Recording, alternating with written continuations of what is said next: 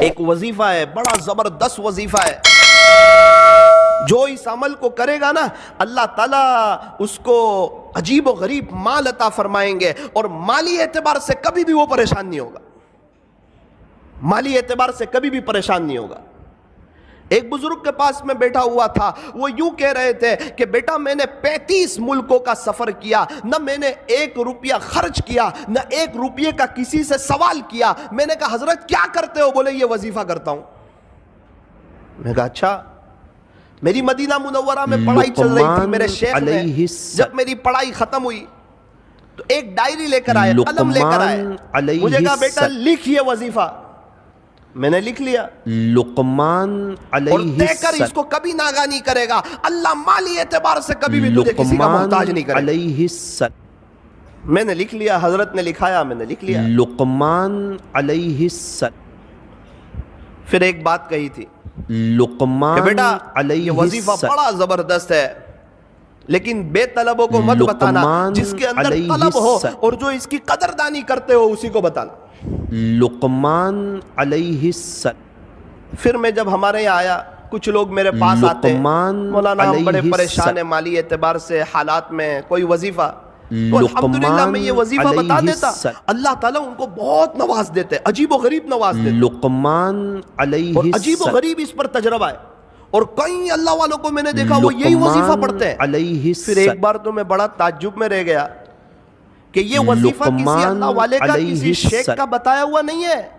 ایک صحابی نے ہمارے نبی سے لقمان کہا تھا علیہ کہ پیارے السلام، نبی جی دنیا نے مجھے چھوڑ دیا ہے، یعنی میرے پاس کچھ ہے نہیں۔ لقمان اس وقت ہمارے علیہ نبی نے یہ السلام، وظیفہ دیا تھا اور یوں کہا تھا کہ آپ فرشتوں والی تسبیح کیوں نہیں لقمان پڑھتے؟ علیہ اور یہ بتایا السلام، تھا تسبیح سبحان اللہ وبحمدہ، سبحان اللہ لقمان العظیم علیہ السلام، وبحمدہ استغفر اللہ، اللہ اکبر کبیر، لقمان سبحان اللہ علیہ السلام، وبحمدہ سبحان اللہ لقمان العظیم علیہ السلام، وبحمدہ استغفر لقمان علیہ اللہ۔ السلام، پیارے نبی سے وظیفہ سنا، راوی فرماتے ہیں کہ پھر ایک لقمان مدت تک علیہ وہ نظر نہ السلام، آئے۔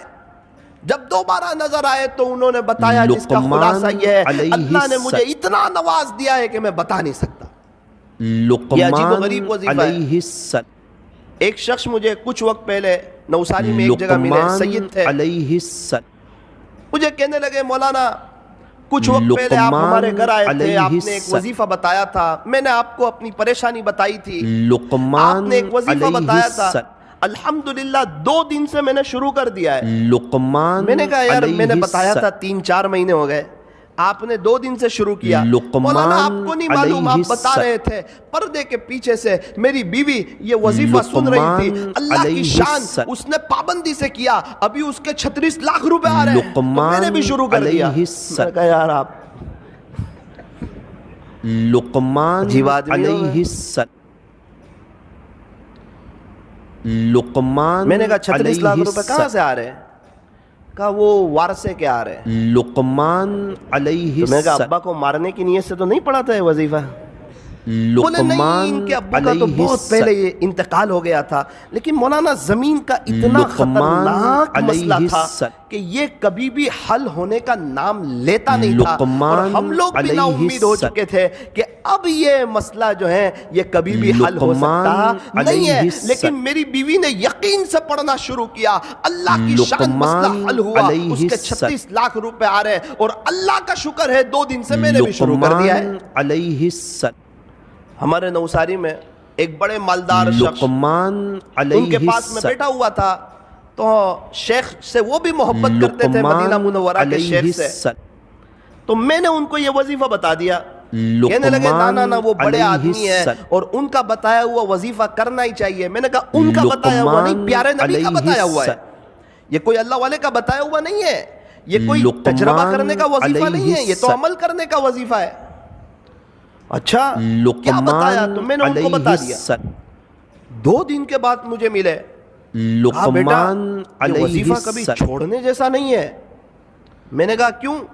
بولے بڑا پیسہ تو بہت ہے، سب جگہ روکا ہوا ہے، ابھی میں حالات میں تھا کچھ وقت سے، پیسے کے بارے میں، ہاتھ میں پیسہ نہیں تھا، زمینیں، جائیداد، پراپرٹی بہت، ہاتھ میں پیسہ نہیں۔ لقمان تو میرا بڑا بیٹا میرے پاس آیا اور یوں کہنے لگا، ابا بہت پہلے آپ کے 70,000 روپے میرے پاس تھے، وہ ابھی آپ لے لو 70,000۔ میں نے بولا پھر بولے اب کبھی یہ وظیفہ نہیں چھوڑوں گا۔ اللہ اکبر کبیرہ۔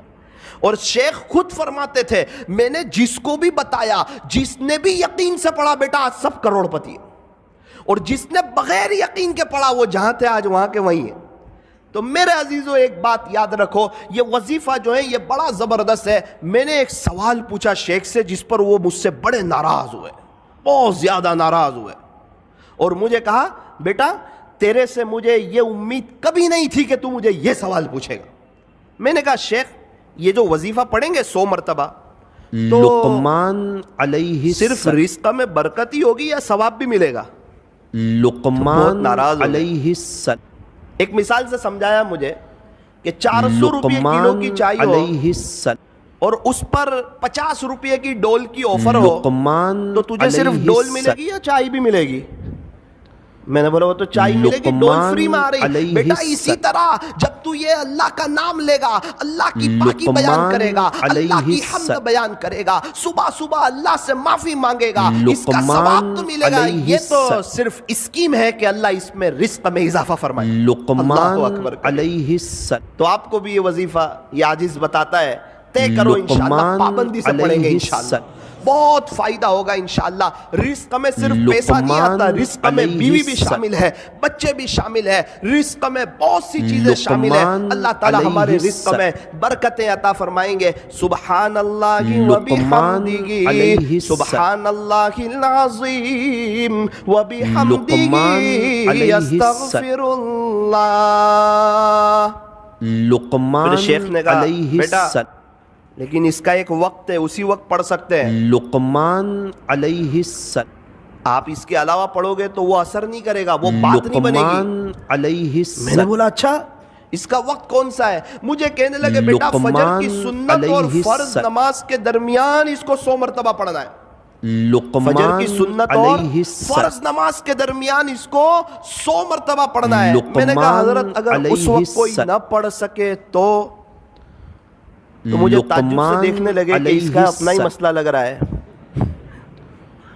مجھے کہنے لگے بیٹا جب تک فجر کی نماز کا وقت رہتا ہے، صبح صادق کے بعد سنت پڑھ لیں، اس کے بعد سے جب تک فجر کی نماز کا وقت رہتا ہے وہاں تک یہ پڑھو گے تو یہ اپنا اثر عجیب اور غریب انداز میں کرے گا۔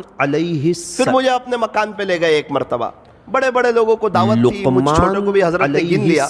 اللہ اکبر کبیرہ، بہت سی نعمتیں دیکھی، مجھے بتانے لگے، اس کی اہمیت سمجھانے لگے کہ دیکھ بیٹا یہ وظیفے کی برکت ہے کہ اللہ تعالیٰ نے مجھے ایسا شاندار مکان دیا۔ دیکھ بیٹا اس وظیفے کی برکت ہے، ایک کار تو ایسی میرے گھر کے باہر کھڑی ہے جو تیرے ہندوستان میں لانچ بھی نہیں ہوئی ہے۔ تو وظیفے کو معمولی مت سمجھنا، کبھی چھوڑنا مت، اس کی پابندی کرنا، انشاءاللہ اللہ تجھے بھی بہت نوازے گا۔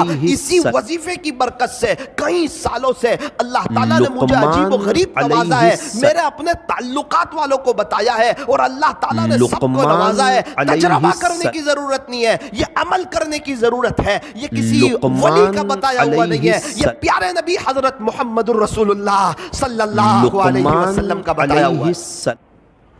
میں نے حضرت کے ساتھ دبئی کا سفر کیا، لقمان حضرت تو 5 اسٹار ہوٹل میں ان کے ساتھ ٹھہرنا ہوا۔ کیا شکریہ ادا کر رہے ہیں، الحمدللہ، کھانا کھا رہے ہیں شکریہ ادا کر رہے ہیں، شیپ میں بیٹھے ہوئے شکریہ ادا کر رہے ہیں، اللہ کی نعمتوں پر شکر شکر شکر۔ میں نے حضرت کے گھر دیکھا، الحمدللہ الحمدللہ، کھجوریں کھا رہے ہیں الحمدللہ، قہوہ پی رہے ہیں الحمدللہ، اور ان کو چکن وغیرہ تو جلدی سمجھ نہیں آتی، ان کو تو مٹن وغیرہ چاہیے۔ تو خلاصہ یہ ہے جو بھی کھا رہے ہیں اس پر اللہ کا شکریہ ادا کر رہے ہیں۔ مجھے وہ بزرگ والی بات یاد آئی کہ واقعتاً اللہ نے ان کو نوازا ہے اور یہ شکر کر کے اللہ تک پہنچ رہے ہیں۔ لقمان علیہ فرمایا اللہ تعالیٰ تک پہنچنے کے دونوں راستے ہیں، بندہ شکر سے بھی پہنچ سکتا ہے، صبر سے بھی پہنچ سکتا ہے۔ یوں فرمایا ہمیشہ خوش رہنے کا آسان فارمولا، ہمیشہ خوش رہنے کا آسان فارمولا، لقمان نعمتوں علیہ پر شکر کریں، مصیبتوں پر لقمان صبر علیہ کریں، شکر کرنے والا بھی جنتی، لقمان صبر کرنے علیہ والا السلام بھی جنتی۔